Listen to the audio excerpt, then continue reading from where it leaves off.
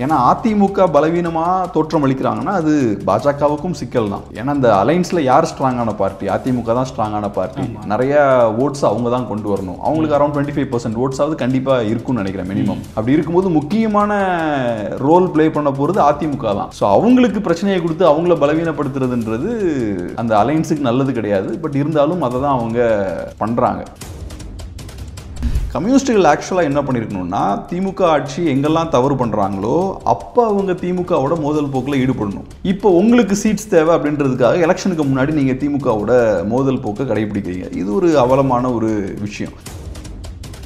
அப்புறம் மீடியாலையும் பார்த்தோம்னா 200 சீட்ஸ் திமுக ஜெயிக்குமா ஜெயிக்காதா, இது ஒரு டிபேட்டா? இதை இவனுங்களும் அடுத்தது டிபேட் மாதிரி டிபேட் பண்ணுறது. தாவேக்காவுக்கு 100 சீட் இருக்கா இல்லையா? எதை பேஸ் பண்ணி ஏதோ ஒரு கருத்து கணிப்பு எவனோ எடுத்திருக்கான். இதில் ஏதாவது லாஜிக் இருக்கா? தாவேக்காவுக்கு எப்படி 100 சீட் ஜெயிக்க முடியும்? பாஜக தனியாக நின்னாங்க, அதிமுக தனியாக நின்னாங்க. ஸோ ஆன்டி டிஎம்கே ஓட்ஸ் வந்து ஸ்பிளிட் ஆகுது. ஏற்கனவே என்டிகே வந்து 8% ஓட்டை ஸ்பிளிட் பண்ணுறாங்க. விஜய் வந்தாருன்னா அவரும் கொஞ்சம் ஓட்ஸை ஸ்பிளிட் பண்ணுவார். பாஜகவும் தனியாக ஒரு 10% ஓட்டோ 8% ஓட்டோ ஸ்பிளிட் பண்ணுறாங்கன்னா அது அதிமுகவுக்கு பெரிய டேமேஜை ஏற்படுத்தும். இப்போ உங்களுக்கு தேவை இருக்கலாம், நீங்கள் டெஸ்பரேட்டாக கூட உங்களுக்கு தேவை இருக்கலாம். ஆனால் எது உங்கள் கூட வந்து சேர முடியுமோ அதுதான் உங்க கூட வந்து சேரும். அரசியல் இது. எல்லாரும் போய் சேர்ந்துட முடியாது. என்டிகேவோட தேவையும் தான் உங்களுக்கு இருந்தது. ஆனால் இப்போ நீங்கள் புரிஞ்சுக்கிட்டீங்க என்டிகே வரப்போறது இல்லை. ஃபர்ஸ்ட் என்டிகே உள்ள கொண்ட முயற்சிகளும் எடுத்தாங்க. அதுக்கான காரணம் என்ன? அந்த எஃபர்ட் நீங்கள் போட்டுருக்கூடாது. ஏன்னா என்டிகே உங்ககிட்ட வராது. என்டிகே நினைச்சாலும் கூட்டணி வைக்க முடியாது. ஏன்னா என்டிகே ஒரு தமிழ் நேஷனலிஸ்ட் பார்ட்டி. அந்த ஐடியாலஜியை மீறி உங்க கூட கூட்டணி வச்சாங்கன்னா என்டிகே கட்சிக்குள்ள பெரிய குழப்பங்கள் ஏற்படுத்தும். சோ அது நடக்காது. தமிழ்நாட்டில் இருக்க பிகெஸ்ட் ஸ்டார். சோ நீங்க அவரை வந்து சிம்பிளா உள்ள சுருக்கிற முடியாது. பட் இருந்தாலும் அவங்க அதை ட்ரை பண்ணுவாங்க. ஆனா நான் என்ன சொல்றேன், நீங்க அந்த ஓட்ஸை வாங்கணும்னு நினைச்சீங்கன்னா நீங்க மாஸ்க்கு போன மாதிரி நீங்க அந்த ஓட்ஸ் நீங்க டார்கெட் பண்ணலாம். டைரக்டா டார்கெட் பண்ணலாம், கூட அண்டர்கிரவுண்ட்ல டார்கெட் பண்ணலாம். அதுக்கான வேலைகளை நீங்க பார்க்கலாம். ஆனா அதை எதுவும் பண்ணாம ஏன் இருக்கீங்க? திமுகவுக்கு அந்த டேமேஜை ஏற்படுத்தாம நீங்க ஏன் இருக்கீங்க? உங்களோட டார்கெட் திமுக தானே.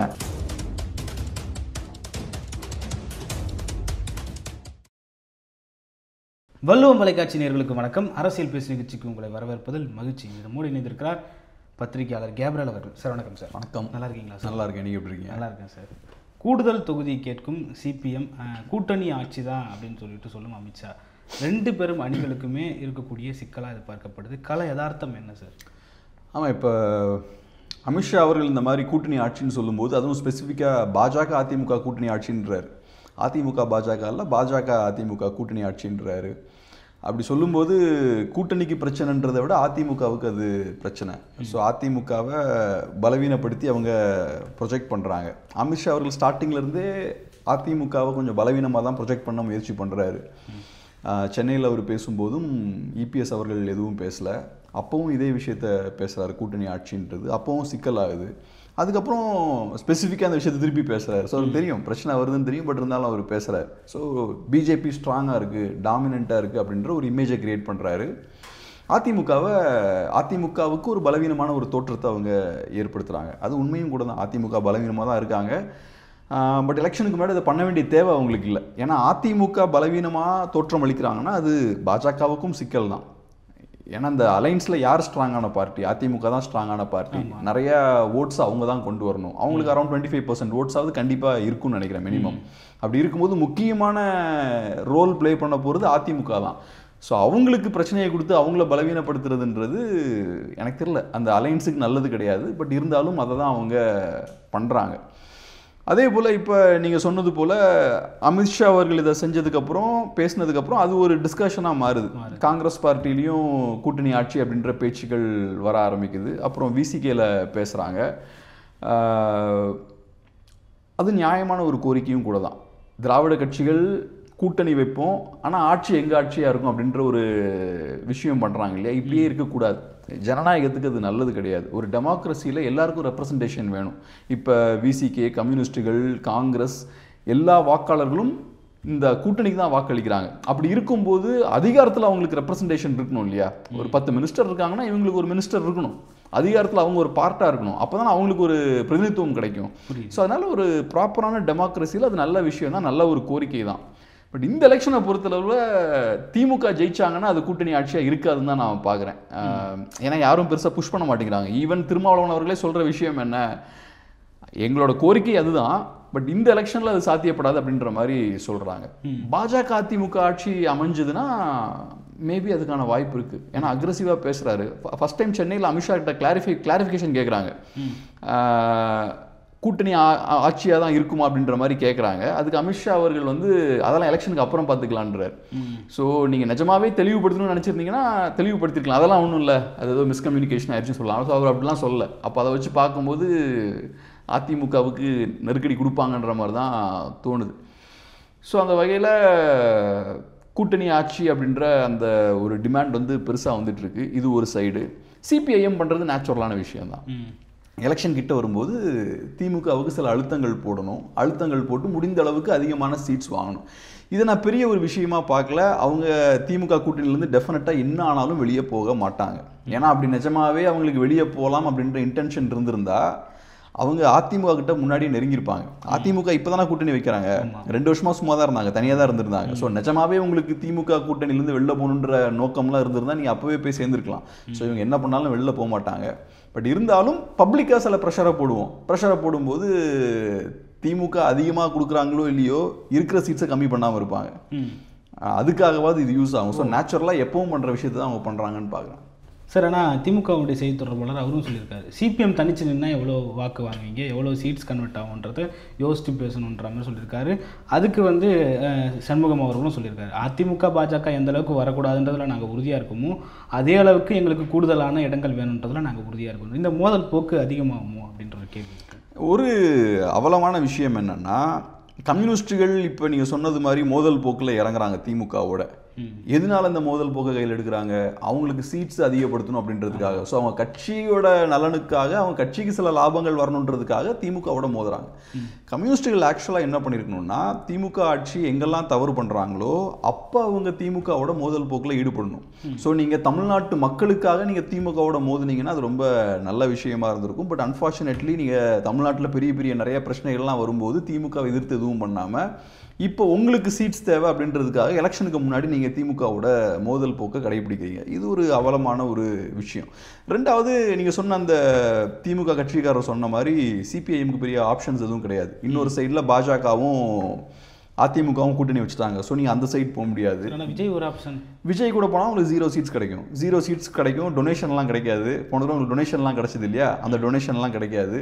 ஸோ அதனால் அது நீங்கள் தான் முடிவு பண்ணணும். ஒன்று சீட்ஸ் கிடைக்காது, 0 சீட்ஸ் தான் விஜய் கூட போனால். அஃப்கோர்ஸ் உங்களுக்கு சீட்ஸ் கொடுப்பாங்க, ஆனால் அது வின்னிங் சீட்ஸாக மாறாது. ரெண்டாவது, உங்களுக்கு திமுக கிட்ட இருந்து கிடைக்கக்கூடிய மற்ற பெர்க்ஸும் கிடைக்காது. அது நீங்கள் தான் முடிவு பண்ணணும். ஸோ இப்போ கம்யூனிஸ்டோட நிலைமையை பாருங்கள், எந்த அளவுக்கு மோசமாக இருக்குன்னு பாருங்கள். அவர் பேபி அவர் ஜெனரல் செக்ரட்டரி ஆகிறாரு. ஒரு கம்யூனிஸ்ட் பார்ட்டியோட ஜெனரல் செக்ரட்டரினா எவ்வளோ ப்ரெஸ்டீஜியஸான ஒரு இடம் அது. முன்னாடி ஒரு 10 இயர்ஸ்க்கு முன்னாடி பிரகாஷ் காரத்லாம் ஜெனரல் செக்ரட்டரியாக இருக்கும்போது அவ்வளோ பவர்ஃபுல்லான ஒரு போஸ்ட் அது. அவங்க அந்த அளவுக்கு பெரிய இன்ஃப்ளூன்ஸும் வச்சுருந்தாங்க. காங்கிரஸ் UPA 2லலாம் பார்த்தா பெரிய ரோலும் ப்ளே பண்ணாங்க. இன்றைக்கி பேபி அவர்கள் நேராக போய் அறிவாலயத்தில் போய் CM எல்லாம் பார்த்து மீட் பண்ணுறாரு. அந்த அளவுக்கு இன்றைக்கி அவங்க வீக்காக இருக்காங்க. அவங்களோட டாப் லெவல் லீடர்ஷிப்பே இங்கே இறங்கி வர அளவுக்கு அவங்க இருக்காங்க. ஸோ அதனால் இன்றைக்கி கம்யூனிஸ்டுகளோட ரோலும் பார்த்தோன்னா ரொம்ப கம்மியாகுது, ரொம்ப வீக்குமாக இருக்காங்க அவங்க. இப்போ திமுகவோட நீங்கள் கண்டினியூஸாக ட்ராவல் பண்ணிங்கன்னா இது உங்களுக்கு நடக்கும். நீங்கள் ஒவ்வொரு வருஷமும் நீங்கள் வீக் ஆகிட்டே இருப்பீங்க. அஃப்கோர்ஸ் உங்களுக்கு நிறையா சீட்ஸ் கிடைக்கும், ஈஸியாக ஜெயிச்சிடலாம் அப்படின்ற ஒரு சூழல் ஏற்பட்டுரும். ஈஸியாக உங்கள் கைக்கு சீட்ஸ் வருது அப்படின்றதுக்காக நீங்கள் அலைன்ஸ் ஃபார்ம் பண்ணுவீங்க. ஆனால் ஸ்லோவாக திமுக பண்ணக்கூடிய அந்த தவறுகளை நீங்கள் டிஃபெண்ட் பண்ணிக்கிட்டே இருக்கும்போது உங்கள் கட்சியில் உங்களுக்கான மரியாதை கம்மியாகிட்டே இருக்கும். தொண்டர்கள் வெளியே போக ஆரம்பிப்பாங்க. ஏன்னா அவங்களோட விருப்பம் என்னவாக இருக்கும், ஒரு கம்யூனிஸ்ட்டாக நான் இங்கே உள்ளே வந்திருக்கேன், இங்கே இருக்கக்கூடிய முதலாளித்துவ கட்சியை நான் கேள்வி கேட்கணுன்ற விருப்பம் அவங்களுக்கு இருக்கும். தொழிலாளர்களுக்கு நிறைய பிரச்சனை வந்துட்டு இருக்கு, அதெல்லாம் நம்ம எழுப்பணுன்ற அந்த தேவை இருக்கும். பட் கம்யூனிஸ்ட் பார்ட்டிகளோட தலைவர்களுக்கு அதெல்லாம் பண்ண முடியாது. திமுக தலைமையோடு அவங்க ரொம்ப நெருக்கமாக இருக்காங்க. கம்யூனிஸ்ட் பார்ட்டிகளில் இருக்கக்கூடிய இந்த செகண்டரி லெவல் லீடர்ஸ் இருக்காங்க பாருங்கள், அவங்களாம் ஏறக்குறைய திமுக கட்சிக்காரங்க மாதிரி தான் பிஹேவ் பண்ணுறாங்க. அதுக்கெல்லாம் பேர் சொல்ல விரும்பல. நிறைய பேர் பார்த்தோம்னா ஏறக்குறைய அவங்க திமுகவோட எக்ஸ்டென்ஷன் தான். அப்படி இருக்கும்போது உங்கள் கட்சி பலவீனப்பட்டுக்கிட்டே இருக்குது. உங்கள் கட்சி இப்போ யாரை நம்பி இருக்குது? தொண்டர்களை நம்பியோ தலைவர்கள் நம்பியோ இல்லை, திமுகவை நம்பி இருக்குது. ஸோ இந்த மாதிரியே இருந்து பழகிட்டீங்க ஒரு 10 வருஷமாக. அப்படி இருந்து பழகினதுக்கப்புறம் என்னாச்சு, இப்போ திமுகன்னு இருக்கிறாங்க உங்களை. உங்களுக்கு வேறு ஆப்ஷன் கிடையாது, இப்போ வெளியில் வேறு ஆப்ஷனே கிடையாது. ஸோ அந்த திமுக பிரமுகர் சொன்ன மாதிரி, தலைவர் சொன்ன மாதிரி நீங்கள் வெளியே போனால் எவ்வளோ வருன்றது நீங்கள் யோசிச்சுக்கோங்க. உங்களுக்கு இருக்கிற ஒரே ஆப்ஷன் இதுதான். அதனால் தைரியமாக அவங்க நெகோஷியேட் பண்ணுவாங்க. பட் நான் எப்படி பார்க்குறேன்னா, ரொம்ப ஒன்றும் சீட்ஸ்லாம் கம்மி பண்ணிட மாட்டாங்கன்னு நினைக்கிறேன். புரியுது.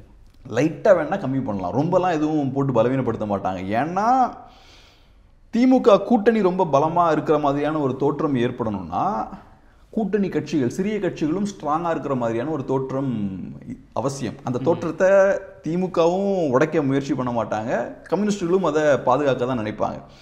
ஏன்னா இப்போ சீட்ஸ்லாம் ரொம்ப கம்மி பண்ணியாச்சுன்னா கம்யூனிஸ்டுகள் வீக்காக இருக்காங்க, எம்டிஎம்கே வீக்காக இருக்காங்க, காங்கிரஸ் வீக்காக இருக்காங்க அப்படின்ற ஒரு தோற்றம் ஏற்படும். அது அந்த கூட்டணிக்கு நல்லது கிடையாது. ஸோ ரொம்ப பலவீனப்படுத்த மாட்டாங்கன்னு நினைக்கிறேன். அது ஏன்னா திமுகவுக்குமே பேக் ஃபயர் ஆகும்.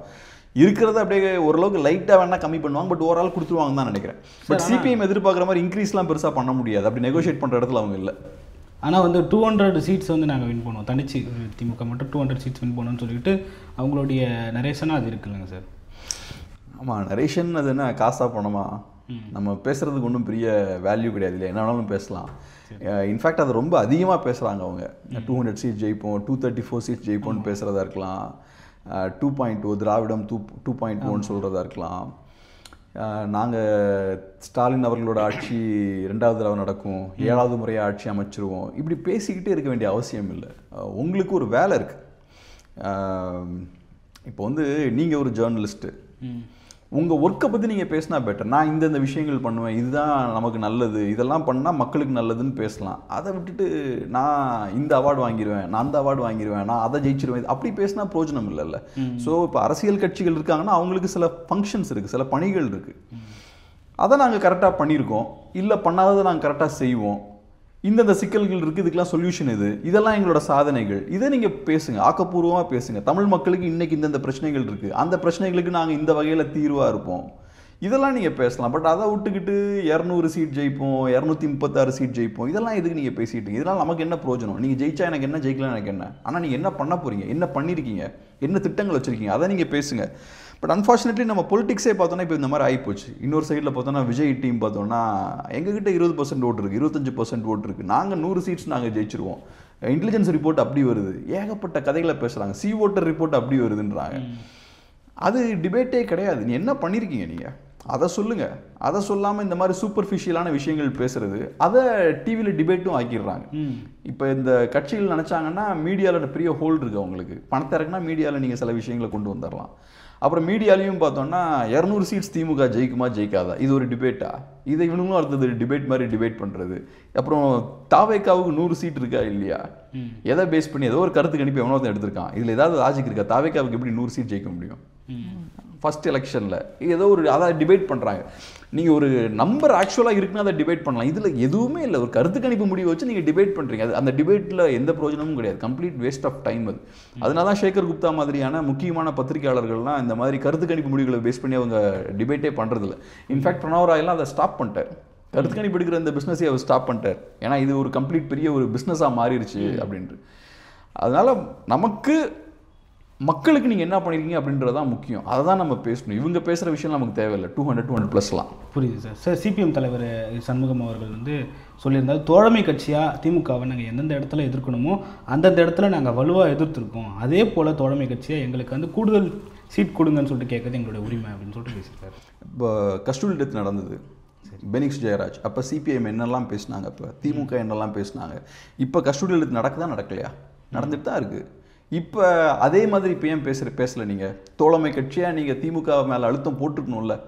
நீங்கள் அதிமுக மேலே அன்றைக்கி என்ன அழுத்தம் போட்டிங்களோ அதே அழுத்தம் போடணும். நீங்கள் அன்றைக்கி அதிமுக ஆட்சி நடக்கும்போது ஏன் அதிமுக அரசு மேலே அழுத்தம் போட்டிங்க? அதுக்கான காரணம் என்னென்னா மக்கள் நலன் பாதுகாக்கப்படணும், போலீஸ் கையில் அதிகப்படியான பவர்ஸ் இருக்கக்கூடாது, மக்களுக்கு கொடுக்க வேண்டிய அந்த உரிமைகள் வந்து கொடுக்கப்படணும், அது பறிக்கப்படக்கூடாது. அதுக்கு தானே போடுறீங்க. இங்கேயும் அது அப்ளை ஆகணும்ல. இங்கேயும் அமைதியாக இருக்கீங்க.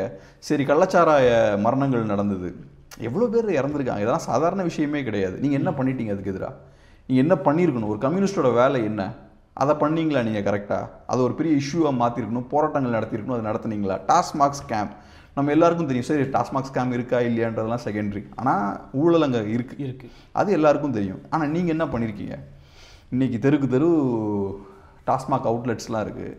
சும்மா அவங்க உள்ளே போய் குடிக்கிற எல்லாத்துக்கும் தெரியும் அங்கே ஏகப்பட்ட சிக்கல்கள் இருக்குது. லோ குவாலிட்டி லிக்கர், எக்ஸ்ட்ரா பணம் வாங்குகிற விஷயங்களாக இருக்கலாம். அதை தாண்டி விஷயம் தெரிஞ்சவனுக்கு தெரியும் ஆஃப் த ரெக்கார்ட் நிறையா பரிமாற்றங்கள்லாம் நடக்குது அப்படின்ற விஷயங்களும் சொல்கிறாங்க.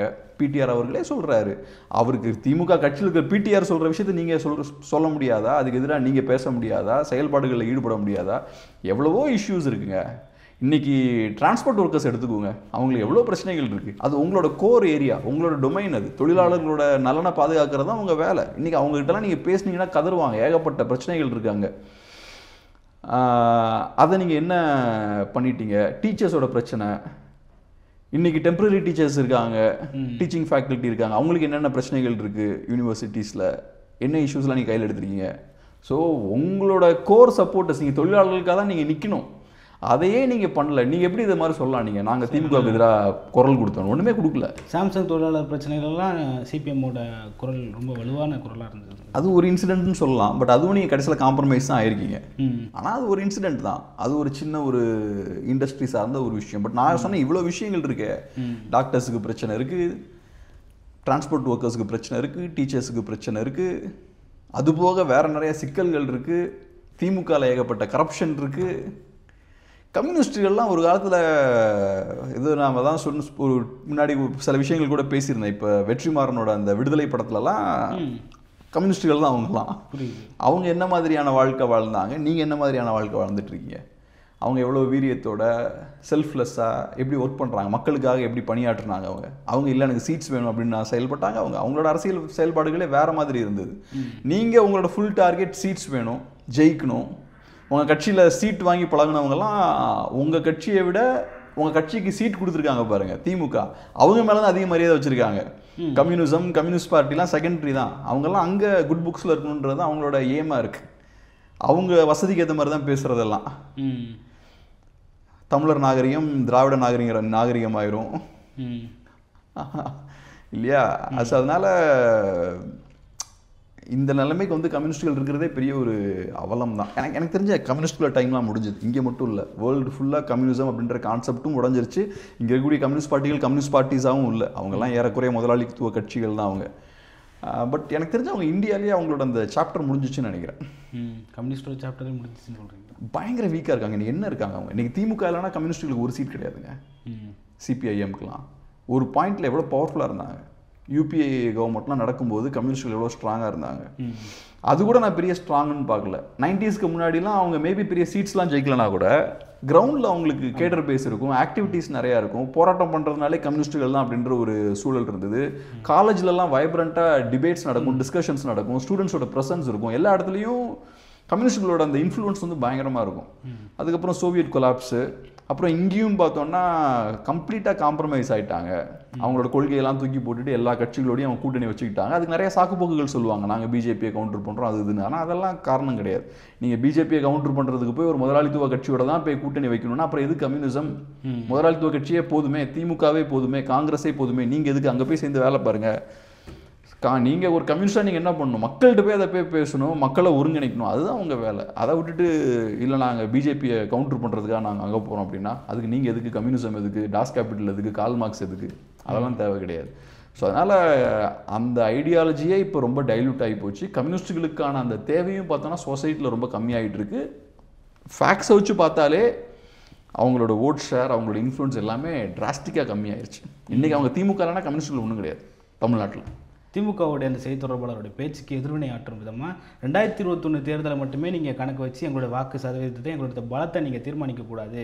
கன்னியாகுமரி, அதுக்கப்புறமா கோயம்புத்தூர் போன்ற பகுதிகளில் நாங்கள் ரொம்ப ஸ்ட்ராங்காகவே இருக்கோம், அங்கெல்லாம் எங்களுக்கு இடம் கிடச்சிருந்தா நாங்கள் வெற்றி பெற்றிருப்போம் அப்படின்ற மாதிரி அவர் சொல்லியிருக்காரு. இன்றைக்கி திமுகவோட நீங்கள் கூட்டணியில் இருக்கீங்க, அவங்க உங்களை சேலஞ்ச் பண்ணுறாங்க, உங்களுக்கு வெளியில் ஆப்பர்ச்சுனிட்டி இல்லைன்னு. நீங்கள் ஏன் கதை பேசிகிட்டு இருக்கீங்க? நீங்கள் செஞ்சு காட்டுங்க, உங்களால் என்ன பண்ண முடியும்னு செஞ்சு காட்டுங்க. நீங்கள் உட்காந்து ஏன் அவங்களுக்கு பதிலுக்கு சொல்லிட்டு இருக்கீங்க? எங்களுக்கு இங்கே இவ்வளோ ஸ்ட்ராங்காக இருக்குது, அங்கே அவ்வளோ ஸ்ட்ராங்காக இருக்குது. உங்களை விட நீங்கள் எங்கே ஸ்ட்ராங்காக இருக்கீங்கன்றது திமுகவுக்கு தெரியும். அவன் எல்லாம் டேட்டா வச்சுருப்பாங்க, அவங்க கருத்து கணிப்புகள் நடத்துவாங்க. இப்போ வரைக்கும் பார்த்தா 2 மாதத்துக்கு ஒருக்கா அவங்க கிரவுண்டை ஸ்டடி பண்ணிக்கிட்டே தான் இருப்பாங்க. ஏகப்பட்ட குரூப்ஸ் வச்சு அதெல்லாம் பண்ணிட்டு தான் இருக்காங்க. எல்லா எலெக்ஷன் டேட்டாவும் அவங்ககிட்ட இருக்கும். நீங்கள் அவங்ககிட்ட இந்த டேட்டாலாம் சொல்லிட்டு இருக்கீங்க. உங்களால் என்ன டெலிவர் பண்ண முடியும், டெலிவர் பண்ண முடியாது அப்படின்றது அவங்களுக்கு தெரியும். நீங்கள் நிஜமாகவே ஸ்ட்ராங்காக இருக்கீங்கன்னா நீங்கள் அதை காட்டுங்க, கிரவுண்டில் ஃபோர்ஸ் பண்ணுங்க அவங்கள. அதை எதுவும் பண்ணாமல் நீங்கள் எதுக்கு இப்படி பேசிகிட்டு இருக்கீங்க? இப்படி நீங்கள் பேசிகிட்டு இருக்கீங்க, அவங்ககிட்ட விளக்கம் கொடுத்துட்ருக்கீங்கனாலே நீங்கள் வீக்காக இருக்கீங்கன்னு அர்த்தம். புரியுது சார். இப்போ இந்த கூட்டணி ஆட்சி அந்த விவகாரத்துக்கு வரோம்னா, அமித்ஷா கிட்டத்தட்ட 6 மாதத்துக்குள்ளே 2வது முறையாக வந்து தமிழ்நாட்டுக்கு வராரு அப்படின்னா, அப்போது அதிமுக இந்த என்டிஏ கூட்டணியை வந்து வலுப்படுத்தணும்னு அமித்ஷா நினைக்கிறாருங்களா? அவரோட நோக்கம் என்னன்றது நமக்கு தெரியல. மேபி கூட்டணியை வலுப்படுத்துறது தான் அவரோட நோக்கமாக இருக்கலாம். ஆனால் அவரோட செயல்பாடுகள் திமுகவுக்கு டேமேஜ் ஏற்படுத்துதோ இல்லையோ அதிமுகவுக்கு நிறைய டேமேஜ் ஏற்படுத்துது. ஏன்னா நான் ஏற்கனவே சொன்னது மாதிரி அமித்ஷா அவர்கள் ஏற்கனவே ஃபஸ்ட் டைம் வரும்போது இபிஎஸ் அவர்களை பேசவே அலோவ் பண்ணல. இவர் தான் ஃபுல்லாக எல்லாம் பேசுகிறாரு. ரெண்டாவது பாஜக அதிமுக கூட்டணி ஆட்சின்றாரு. அதை ஏற்கனவே முன்னாடியும் அதை பேசினார். இதெல்லாம் பேசும்போது ஆட்டோமேட்டிக்காக அதிமுக பலவீனமாக இருக்குது அப்படின்ற ஒரு சிக்னலை தான் அது கொடுக்குது. ஏன்னா இது வரைக்கும் திராவிட கட்சிகள் தனியாக தான் ஆட்சி பண்ணியிருக்காங்க. அது நடந்துட்டு இருக்கும்போது இப்போ கூட்டணி ஆட்சி அப்படின்னா அது எதை காட்டுது? அதிமுக வீக்காக இருக்காங்க, காம்ப்ரமைஸ் ஆகிட்டாங்கன்னு தான் அதை காட்டுது. ஸோ அந்த சிக்னலை ஏன் கொடுக்குறீங்க? நீங்கள் பேசாமல் எலெக்ஷன் முடிஞ்சதுக்கப்புறம் அதை நீங்கள் பண்ணிட்டு போங்க. இப்போ பேச வேண்டிய தேவை என்ன? ஸோ இதெல்லாம் பேசும்போது நேச்சுரலாக அதிமுகவுக்கு இது டேமேஜ் தான். அதுபோக நீங்கள் ஊழலுக்கு நிறைய இம்பார்ட்டன்ஸ் கொடுக்குறீங்க. ஆனால் மீடியாலாம் எதை கவர் பண்ணாங்க? ஆன்மீக ரீதியாக அந்த முருகன் மாநாடு தான் கவர் பண்ணாங்க. முருகன் மாநாடை கவர் பண்ணாங்க. அதுக்கப்புறம் கூட்டணி ஆட்சியா அதிமுக ஆட்சியான்ற டிபேட்டை கவர் பண்ணாங்க. ஸோ நீங்கள் ஸ்ட்ராங்கான இஷ்யூவை கையில் எடுக்கிறீங்க, டாஸ்மாகை கையில் எடுக்கிறீங்க, ஊழல் அது நிறையா பேசுகிறீங்க. அது போக தேவையில்லாத விஷயம் கையில் எடுக்கிறீங்க. அப்போ முக்கியமான இஷ்யூ எல்லாம் மறந்துடுறாங்க. மீடியாலாம் வசதியாக எடுத்தது இதாக எடுத்துடுறாங்க. ஸோ அப்போ நீங்கள் கரெக்டாக ஸ்ட்ராட்டஜைஸ் பண்ணி களத்தில் இறங்கிருந்தீங்கன்னா நீங்கள் என்ன பண்ணியிருக்கணும்? உங்களோட ஸ்ட்ரென்த் என்ன? நீங்கள் டாஸ்மார்க் ஊழல் அது இதுன்னு பேசுனீங்கன்னா மீடியா வேறு வழியே இல்லாமல் அதை பேசியிருப்பாங்க. பட் நீங்களே உங்களோட ஸ்பீச்சை டைல்யூட் பண்ணுற மாதிரி சில விஷயங்கள் நீங்கள் பண்ணுறீங்க. ஸோ அதனால் இதெல்லாம் பண்ணும்போது நேச்சுரலாக இபிஎஸ் அவர்களுக்கும் அதிமுகவுக்கும் தான் டேமேஜ் அதிகம். அலையன்ஸ் ஜெல் ஆகலை. உண்மை அதான், அலையன்ஸ் ஜெல் ஆகலை. இன்றைக்கி திமுகவோட அலையன்ஸ் எடுத்துக்கோங்க. நேஷ்னல் லெவலில் ஒரு இஷ்யூ வருதுன்னா காங்கிரஸும் திமுகவும் ஒரே ஸ்டாண்ட் எடுக்கிறாங்க. கூட்டணி கட்சிகள்லாம் ஒரே ஸ்டாண்ட் எடுக்கிறாங்க. டிபேட் ஷோஸ்லாம் பாருங்கள், கம்யூனிஸ்டுகள் திமுகவுக்கு சப்போர்ட்டாக பேசுவாங்க, விசிகேக்காரங்க பேசுவாங்க, காங்கிரஸ்காரங்க பேசுவாங்க. ஒவ்வொரு இஷ்யூலையும் பார்த்தோன்னா அவங்க எல்லாருக்கும் ஒரே ஸ்டாண்ட் இருக்குது. எல்லாரும் மாற்றி மாற்றி சப்போர்ட் பண்ணிக்கிறாங்க. இங்கே அமித்ஷா ஒன்று பேசிட்டு போகிறாரு, இபிஎஸ் அவரால் சப்போர்ட் பண்ணி பேச முடியல. ஸோ அவர் ஒன்று பேசுகிறாரு, இவர் இன்னொரு சைடில் இன்னொன்று பேசுகிறாரு. இதில் இன்னொரு குடும்பம் என்னென்னா, நீட் மாதிரியான இஷ்யூ வந்ததுன்னா திமுக பச்சையாக மாட்டின இடங்கள் அதெல்லாம். திமுக நீட்டில் கோட்டை விட்டாங்க, ஏகப்பட்ட பேச்சு பேசிட்டு நீங்கள் எதுவும் பண்ணல. அப்போ இது லட்டு மாதிரி ஒரு இஷ்யூ கையில் இருக்குது. ஆனால் அதை எடுத்து எதுவும் பண்ண முடியாது. அதை கையில் எடுத்தால் அப்போ நீங்கள் ஏன் பாஜகவோட கூட்டணி வச்சுருக்கீங்கன்னு கேட்பாங்க. ஸோ அந்த இஷ்யூவை கூட பெருசாக எடுக்க முடியல. டீலிமிட்டேஷன் எடுக்க முடியாது, மும்மொழி கொள்கையே எடுக்க முடியாது. ஸோ இப்போ சென்டர் சம்மந்தமான எந்த இஷ்யூஸும் நீங்கள் எடுக்க முடியாது. ஏன்னா பாஜக உங்களுக்கு ஒரு லைபிலிட்டி அவங்க முதுகில் ஏறி உட்காந்துருக்காங்க. ஸோ அதனால் இது ஒரு பெரிய ஒரு சிக்கலான ஒரு விஷயம் தான். ஒன்று, நிறைய இஷ்யூஸை கையில் எடுக்க முடியாது. அது போக எடுக்க முடிஞ்சாலும் நீங்கள் எதுவும் பண்ண மாட்டேங்கிறீங்க. இடி இஷ்யூலாம் வந்தப்போ ஓரளவுக்கு எடுக்க ட்ரை பண்ணீங்க, அதை தட்டி பறிச்சிட்டாரு விஜய். அதையும் உங்களால் பெருசாக எதுவும் பண்ண முடியல. ஸோ அதனால் கொஞ்சம் டஃப் தான் ஏடிஎம்கேவுக்கு. இருக்கிற பிரச்சனைகள் கூட ஓகே, ஆனால் நீங்கள் புதுசாக நீங்களே உங்களுக்கு பிரச்சனைகளை மேனுஃபேக்சர் பண்ண வேண்டிய தேவையில்லை. பட் அமித்ஷா பண்ணுறதுலாம் அதுதான். ஏற்கனவே நிறைய சிக்கல்கள் நான் சொன்ன மாதிரி இருக்குது. பாமகக்குள்ளே சண்டை போய்கிட்டு இருக்கு, அது அவங்களுக்கு தான் சிக்கல். டிஎம்டிகே வீக் ஆகிட்டாங்க, அதுவும் இவங்களுக்கு சிக்கல் தான். அது போக சென்டர் சம்மந்தப்பட்ட இஷ்யூஸை கையில் எடுக்க முடியாது. எடுத்தால் பாஜகவுக்கு டேமேஜ் ஏற்படும். ஸோ அதனால் அதை கையில் எடுக்க முடியாது. ஸோ ஏற்கனவே உங்கள் கையில் நிறைய சிக்கல்கள் இருக்குது. அதை தாண்டி புதுசாக நீங்கள் இந்த சிக்கல்களை உருவாக்கிட்டீங்க. கூட்டணி ஆட்சி நீங்கள் பேசுனீங்கன்னா பிரச்சனை வரும். ஏன் அதை பேசுகிறீங்க? எலெக்ஷன் முடிஞ்சதுக்கப்புறம் பண்ணலாம். பட் இருந்தாலும் அதை அவங்க எடுக்கிறாங்க. ஸோ ஏன் அதை பண்ணுறாங்கன்னு தெரில. சார், இவ்வளோ கஷ்டப்பட்டு என்டிஏவோட இருக்கணுமான்னு சொல்லிட்டு ஒரு கட்டத்தில் முடிவு எடுத்து எடப்பாடி பழனிசாமி வெளியே வந்தால் என்ன நடக்கும்? அவருக்கு அந்த ஆப்ஷன் கிடையாது. இப்போ 24 என்ன ஆச்சு? பாஜக தனியாக நின்னாங்க, அதிமுக தனியாக நின்னாங்க. ஸோ ஆன்டி டிஎம்கே ஓட்ஸ் வந்து ஸ்ப்ளிட் ஆகுது. ஏற்கனவே என்டிகே வந்து 8% ஓட்டை ஸ்ப்ளிட் பண்ணுறாங்க. விஜய் வந்தாருன்னா அவரும் கொஞ்சம் ஓட்ஸை ஸ்ப்ளிட் பண்ணுவார். பாஜகவும் தனியாக ஒரு 10% ஓட்டோ 8% ஓட்டோ ஸ்ப்ளிட் பண்ணுறாங்கன்னா அது அதிமுகவுக்கு பெரிய டேமேஜை ஏற்படுத்தும். ஸோ அதிமுகவுக்கு 2 ஆப்ஷன் தான். ஒன்லோ பாஜகவோட அலைன்ஸ் வச்சு ஃபைட் பண்ணலாம். அப்படி ஃபைட் பண்ணாங்கன்னா டஃப்பாக ஃபைட் பண்ண முடியும், ஜெயிக்கிறதுக்கு ஒரு சின்ன வாய்ப்பு இருக்குது. தனியாக பாஜக இல்லாமல் நீங்கள் போனீங்கன்னா கண்டெஸ்ட்லாம் பண்ணவே வேண்டாம். பாஜக இல்லாமல் வந்தால் அவரோட வரதுக்கு நிறைய கட்சிகள், இப்போ தாவேகா, கம்யூனிஸ்ட் போன்ற கட்சிகள்லாம். அதான் நான் கேட்குறேன், கம்யூனிஸ்ட்கள் 2 வருஷமாக என்ன பண்ணிருந்தாங்கன்னு தான் கேட்குறேன். உங்களுக்கு நிஜமாவே அங்கே போக ஆசை இருந்ததுன்னா அப்போவே போயிருக்க வேண்டியதானே. தனியாக தான் இருந்தாங்க. 24 தனியாக தானே இருந்தாங்க, அதுக்கப்புறமும் தனியாக தானே இருந்தாங்க. எதுக்கு தனியாக நின்று வெயிட் பண்ணிட்டு இருந்தாங்க அதிமுக? உங்களுக்கு தானே வெயிட் பண்ணாங்க. சரி, திமுக கூட்டணி கட்சிகள்லாம் இங்கே வந்துடும், திமுக கூட்டணி உடஞ்சிரும் அப்படின்றதுக்காக தானே வெயிட் பண்ணதே. மைனாரிட்டி ஓட்ஸ் இங்கே வந்துடும், இதெல்லாம் தானே எதிர்பார்ப்பு அவருக்கு. அவர் எதுக்காக அலைன்ஸை பிரேக் பண்ணார் பாஜகவோட? வேற எதுவும் இன்டென்ஷன் இல்லைல்ல. அப்போ என்ன பண்ணிருந்தீங்க நீங்கள்? அப்போ போயிருக்கணும். இப்போ முடிஞ்சு போச்சு, அவ்வளோதான். இப்போ போய் சேர்ந்தாச்சு. மைனாரிட்டி ஓட்ஸும் ரிட்டர்ன் ஆகலை, அலைன்ஸும் பிரேக் ஆகலை. ஸோ அப்போ வேறு ஆப்ஷன் இல்லை, இனி அவங்க சேர்ந்து இருப்பாங்க. பெரிய ஆப்ஷனாக இருக்குல்ல சார். இன்றைக்கி வரைக்குமே அதிமுகவையோ எடப்பாடி பழனிசாமி விமர்சிக்காமல் தாவேக்கா இருக்குன்னா அப்போது அவங்க அந்த பாயிண்ட்டுக்காக வெயிட் பண்ணுறாங்களோ ஒரு நாள் அதிமுக வெளியே வரும் அப்படின்னு. தாவேக்காவா? தாவேக்கா யாரையுமே விமர்சிக்கல, தாவேக்கா எந்த அரசியலும் பண்ணல. ஸோ தாவேக்கா ஒரு அரசியலும் பண்ணாமல் தான் 1.5 வருஷமாக இருக்காங்க. ஸோ அதனால் நம்மளை விமர்சிக்கல அப்படின்றதுக்காக தாவேக்கா நம்மக்கிட்ட வந்துருவாங்கன்னா அதிமுக எதிர்பார்க்க முடியாது. ரெண்டாவது, அதிமுகவை பொறுத்தளவில் அவங்களோட விருப்பம் தாவேக்கா வந்தால் நல்லா தான் இருக்கும் அப்படின்றது அவங்களோட விருப்பம். இன்ஃபேக்ட் பாஜக சைட்லேருந்து பேசுகிற விஷயங்களும் நாங்கள் முயற்சிகள் எடுக்கிறோம் அப்படின்ற மாதிரி தான் பேசுகிறாங்க. தாவேக்கா வர மாட்டாங்கண்ணா. தாவேக்காவுக்கு ஏன்னா ஃபர்ஸ்ட் எலெக்ஷனில் அவங்களுக்கு தனியாக கண்டெஸ்ட் பண்ணுறது தான் நல்லது. யங்ஸ்டர்ஸோட ஓட்ஸ் வரும், மாற்று அரசியல் வேணும்னு நினைக்கிறவங்களோட ஓட்ஸ் வரும். இதெல்லாம் நீங்கள் அதிமுகவோட போய் கூட்டணி வச்சிங்கன்னா இதெல்லாம் நடக்காது. ஸோ அதனால் தாவேக்கா அங்கே போகிறதுக்கான வாய்ப்புகள் ரொம்ப குறைவு. நான் என்ன சொல்லுவேன்னா, இவங்களும் தாவேக்கா வருவாங்கலாம் தவம் இருக்க வேண்டாம், ஸ்ட்ராங்காக ஒரு ஸ்டாண்ட் எடுக்கணும். இப்போ சீமான் என்ன பண்ணுறாரு, ஸ்ட்ராங்காக ஒரு ஸ்டாண்ட் எடுக்கிறாரு. தாவேக்கா ஃபஸ்ட்டு அந்த மாநாடுக்கு முன்னாடி என்டிகே டிவிகே அலைன்ஸ் இருக்கலாம் அப்படின்ற ஒரு சூழல் இருக்குது. அதுக்கப்புறம் மாநாட்டில் குழப்புறாரு விஜய், திராவிடமும்ன்றாரு, தமிழ் தேசியம்ன்றாரு, கன்ஃபியூஸ் பண்ணுறாரு. அப்போ ஸ்ட்ராங்காக பிடிச்சி அடிச்சிடுறாரு. இல்லை இந்த மாதிரிலாம் இருந்ததுன்னா பெரிய தப்புன்றதை பேசிடுறாரு. ஸோ அதுக்கு சொல்லக்கூடிய மெசேஜ் என்னென்னா, நீ உன் ஐடியாலஜி சரி பண்ணால் தான் என் கூட அலைன்ஸுக்கு வர முடியும். தமிழ் தேசியம் நீ சொன்னால் என் கூட வர முடியும், திராவிடமும் தமிழ் தேசியம் சொன்னான்னா கஷ்டம்தான், அடிபட்டுருவீங்க அப்படின்ற மாதிரி ஸ்ட்ராங்காக பேசுகிறார். ஸோ அது ஒரு தெளிவு கிடைக்குது. அந்த கிளாரிட்டி நீங்கள் கொடுத்துட்டீங்கன்னா தொண்டர்களுக்கும் தெளிவு கிடைச்சிரும். அதுக்கப்புறம் உங்கள் தொண்டர்கள் வந்து தாவேக்கா கூட போக மாட்டோமான்னு உளறிட்டு கன்ஃபியூஸ் ஆகிட்டு இருக்க மாட்டாங்க. ரைட், இவன் நம்ம எதிரி தான், திராவிடம்னு பேசிட்டான், அப்போ தான் அவங்களும் அரசியல் பண்ணுவாங்க. அந்த ஒரு ஸ்டாண்டுக்கு ஏடிஎம்கேவும் வரணும். இப்போ என்ன ஆகுதுன்னா, அலையன்ஸ் இருக்குமா இல்லையான்னு பேசிகிட்டு இருக்காங்க எல்லாருமே. இது யாருக்கு அட்வான்டேஜ்? தாவேக்காவுக்கு அட்வான்டேஜ். ஒன்றுமே செய்யாமல் சும்மா உட்காந்துருக்காங்க, அந்த கட்சிக்கு ஃப்ரீ பப்ளிசிட்டி கிடைக்குது. ஏடிஎம்கேவுக்கும் பிஜேபிக்கும் இது நெகட்டிவ். இவங்க தாவேக்காவை பின்தொடர்ந்து போகிற மாதிரியான ஒரு தோற்றத்தை ஏற்படுத்துது. ஸோ அப்படி இருக்கும்போது நீங்கள் ஒரு பெரிய கட்சி, அவங்க தான் உங்களை தேடி வரணும். ஸோ நீங்கள் உட்காந்து இந்த நியூஸ் எல்லாம் என்கரேஜ் பண்ணக்கூடாது, நீங்கள் ஸ்ட்ராங்காக ஒரு ஸ்டாண்ட் எடுக்கணும். தாவேக்கா விருப்பப்பட்டால் வரலாம் அப்படின்னு சொல்லிட்டு நீ அதை ஸ்டாப் பண்ணிடுறது பெட்டர். அதை விட்டுக்கிட்டு பிஜேபிக்காரங்க பேசிட்டு இருக்காங்க பாருங்க, தமிழ் செய்ய பேசினாங்க, இப்படிலாம் பண்ணிட்டு இருந்தீங்கன்னா அது தாவேக்காவுக்கு ஃப்ரீ பப்ளிசிட்டி. இதெல்லாம் கொடுக்க வேண்டிய அவசியமே கிடையாது. ஆனால் அவங்களுக்கு அது தேவை இருக்குல்லங்க சார். ரொம்ப தாவேக்கா உள்ளே வந்தால் தான் இந்த கூட்டணி ஒரு ஃபுல் ஃப்ளெட்ஜ்டான ஒரு கூட்டணியாக இருக்கும் அப்படின்னு. இப்போ உங்களுக்கு தேவை இருக்கலாம், நீங்கள் டெஸ்பரேட்டாக கூட உங்களுக்கு தேவை இருக்கலாம். ஆனால் எது உங்கள் கூட வந்து சேர முடியுமோ அதுதான் உங்க கூட வந்து சேரும். அரசியல் இது. சரி, எல்லாருக்கூடையும் போய் சேர்ந்துட முடியாது. என்டிகேவோட தேவையும் தான் உங்களுக்கு இருந்தது. ஆனால் இப்போ நீங்கள் புரிஞ்சுக்கிட்டீங்க என்டிகே வரப்போகிறது இல்லைன்னு. ஃபஸ்ட்டு என்டிகே உள்ள கொண்டு வர முயற்சிகளும் எடுத்தாங்க. அதுக்கான காரணம் என்ன? அந்த எஃபர்ட் நீங்கள் போட்டுருக்கூடாது. ஏன்னா என்டிகே உங்ககிட்ட வராது. என்டிகே இது வரைக்கும் யாரோடையும் கூட்டணி வச்சது கிடையாது, ஃபியூச்சர்லையும் வைக்க மாட்டாங்க. என்டிகே நினச்சாலும் கூட்டணி வைக்க முடியாது. ஏன்னா என்டிகே ஒரு தமிழ் நேஷனலிஸ்ட் பார்ட்டி. அந்த ஐடியாலஜியை மீறி உங்க கூட கூட்டணி வச்சாங்கன்னா என்டிகே கட்சிக்குள்ளே பெரிய குழப்பங்களை ஏற்படுத்தும். ஸோ அது நடக்காது. அது நடக்காதுன்னா நீங்கள் அதில் போய் டைம் வேஸ்ட் பண்ணுறதுல பிரயோஜனம் கிடையாது. அதே மாதிரி டிவிகேவும் அதே தான் நடக்காது. இந்த கூட்டணி நடக்கிறதுல நிறைய சிக்கல்கள் இருக்குது. அதுபோக டிவிகேவோட ட்ராக் ரெக்கார்டு எடுத்து பார்த்தீங்கன்னா திமுகவுக்கு பாதிப்பு ஏற்படுத்தக்கூடிய எந்த விஷயத்தையும் அவங்க பண்ணல. அவங்க பண்ணுற விஷயங்கள் எல்லாமே அதிமுகவுக்கு பாதிப்பு ஏற்படுத்தக்கூடிய விஷயங்களாக தான் இருக்குது. அவர் ஆன்டி டிஎம்கே ஓட்ஸை உடைக்கக்கூடிய வேலைகள் தான் பார்த்துட்டு இருக்காரு.